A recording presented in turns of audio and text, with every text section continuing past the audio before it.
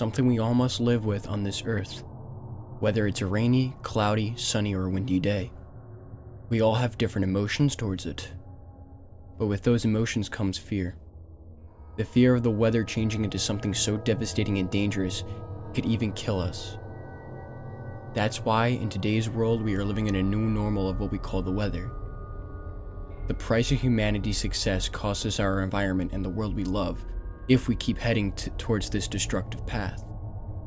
Today, we will take a deep dive into how we manage and live in a world where the weather gets worse and worse, and how we can prevent such devastating things from happening again in the future.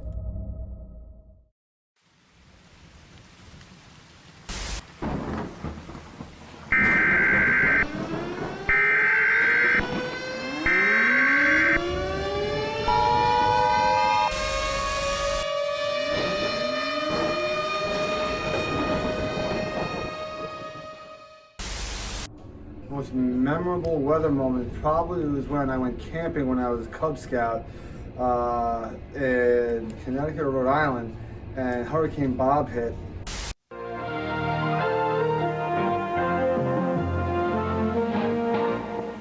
Thanks for tuning in. Jim Cantore here with John Hope as we continue to update you on Hurricane Bob. Earlier we just had a statement Dennis Smith grabbed for us. Block Island, 125-mile-an-hour winds. And for some reason they sent us camping when they knew a hurricane was coming. And then as the hurricane came, we had to go into a shelter, which is like a big log cabin, and just heard destruction to the left and to the right of us for about 2 days straight. We were crammed in there, hundreds of little scouts, and when we came out, the entire campground was completely leveled with trees down. There was a tree right through my tent. So then they put us on a ferry and sent us home. But that level of destruction, Hurricane Bob, when I was probably in 3rd or 4th grade, was definitely the most memorable scene that I've seen when it comes to weather. This afternoon, you're down through areas of Massachusetts, Rhode Island, and Connecticut. The storm is continuing to move on off towards the north-northeast at about 35 miles an hour.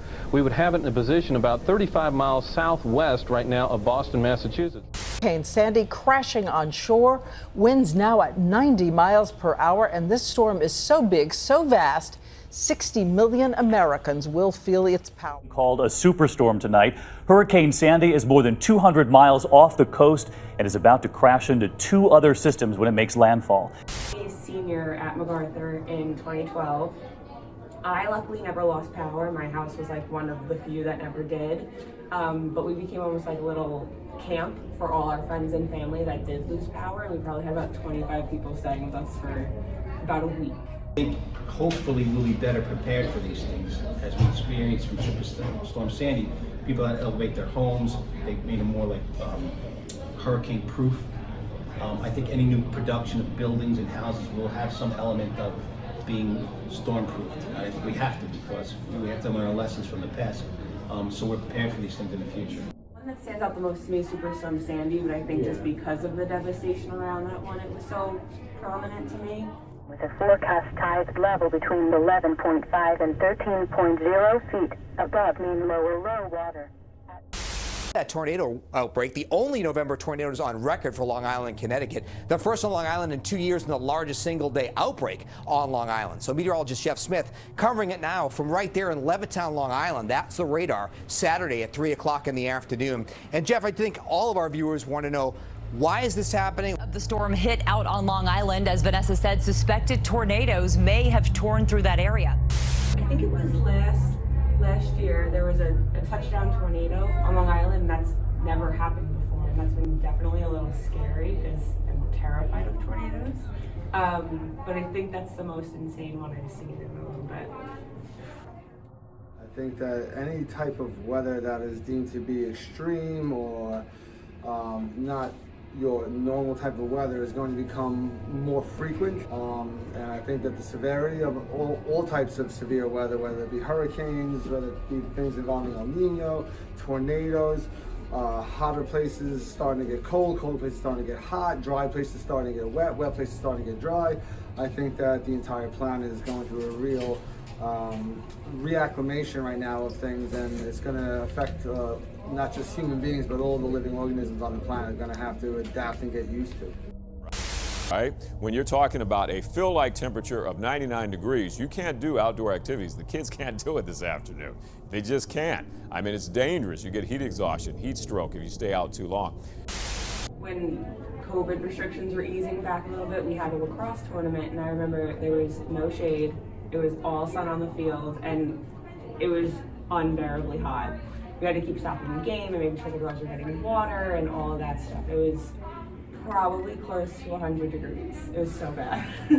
Well, I would say is probably when I was around your guys' age. I was 17 years old, and I was working at a stone yard right over in Lindenhurst, actually. And during the summertime, when I wasn't driving around heavy machinery, we had to go fix potholes.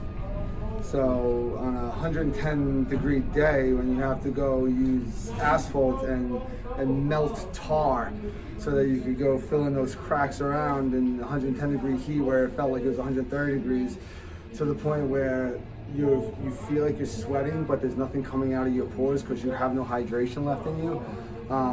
Where just like taking steps, you have the balance because you're so dehydrated and hot. That was probably the hottest day, but collectively, there's more and more of them. So the weather has just become less comfortable, as you can see now. You know, it's either too much of this or too much of that, and there's no stability, it seems to be, in the weather these days, which is a testament to, you know, the climate changing, which is different from the weather. Long Island was the bullseye for the blizzard. The storm dropped 1 to nearly 2 feet of snow across Nassau and Suffolk counties. Last winter, I feel like we got so much snow. It was like we were outside every day shoveling. You're dusting off your car every day. You're, shoveling your car out. We had so many snow days. But yeah, I would say last winter was definitely the worst I can remember. I think we've had a pretty mild winter so far. I mean, if you recall last year this time, we were off for 2 days for snow in the beginning of February. So far we've gotten these mini storms. We had one snow day, and today, ironically, we had this weird thunder hailstorm in the middle of February, which is kind of unheard of, which is kind of unique. Lots of things are going up for valid reasons, but I also feel like at times, like say for instance the lumber costs so much, in the last, with supply chain issues, so building things has cost more, and then the gasoline costs have gone up. What I'd like to see though is the goodwill of some of those companies that are pulling in all that money, and then when the cost of the resources goes down, I'd like to see those prices drop back down. But just the human condition, I don't see if like a natural resource or where these things come from, if the prices of those go down, I don't see the prices that have gone up to the consumer, I don't see those going back down as a reflection of maybe where those resources came from. So I think inflation is going to rise, but I don't think it's going to level off. I think those prices are going to stay up there because we have that profit motive here, and people are going to want to make their money whenever they can, as long as people will pay for it.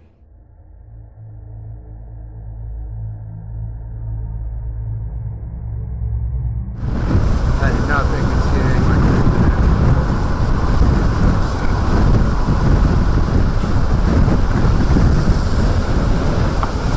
oh shit, farm right up here. Please don't hit that farm, holy. I am. That's a violent tornado. Oh my God. That's the most violent motion oh my God. It's gonna cross the road right up here. Oh no, it's hitting that farm. No, oh no, oh no.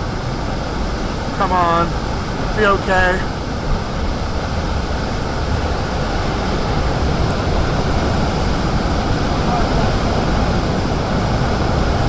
Man, oh no, there's the lines. Oh my God, oh my God, look at that.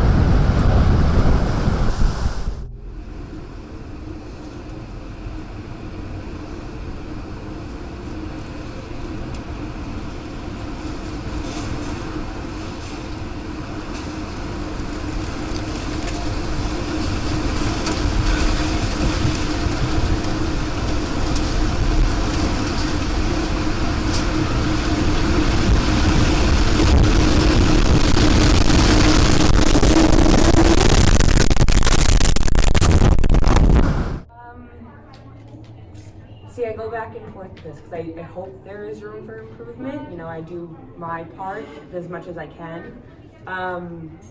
I hope we're not too far gone because I, you know, don't want to see future generations deal with the fallout of it. I mean, you guys are already dealing with a little bit of it, and that's not really fair. I know there are things happening already to get things started to help it. But I think it's pretty hard to predict what's going to happen in the future with the weather. I mean, it's hard for them meteorologists to predict from a week, you know, day-to-day basis. So I don't know how we can go out that far. But we got to be prepared for it either way. And how to take care of your home and battening down the hatches, and now we have 60, 70 mile an hour gusts, you know, through from last night through today. I lost 2 garbage pails. So it just seems like weather is becoming more extreme, cold, hot, addressing both sides of this. And, you know, we have some problems that we need to fix because it's not going to get any better anytime soon. It's just another way to die.